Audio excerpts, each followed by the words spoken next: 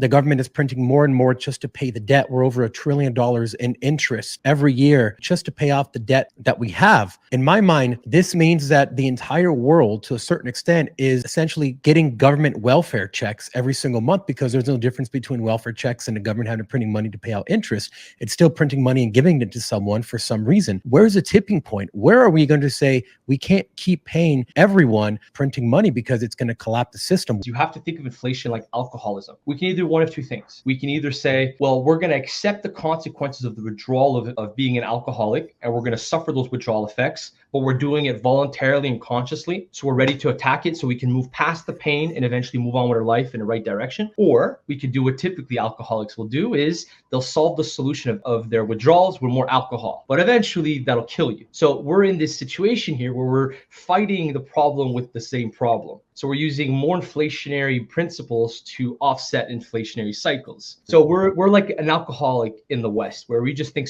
debt is somehow the solution. But to me, I think of it kind of, I'm not a religious person, but I think of it kind of like the devil, where we're extending our hand to these cheap, weak solutions to somehow create this offsetted illusion that we're so powerful and great. But in reality, you're just driven by debt. Nothing that was produced as a byproduct, nothing that was really done to improve the standard of living anybody. All you just did was increase the money supply, or protect the wealth of assets, or give money here or doing that. And somehow you're going to then dictate, well, look at that. GDP is strong, employment is strong, we're good to go. You don't have to believe anything else. I always tell people the economy is a byproduct of human activity. If you don't look at how human society is progressing as a collective, are we more collaborative? Are we talking? Are we debating? Are we arguing? Are we depressive?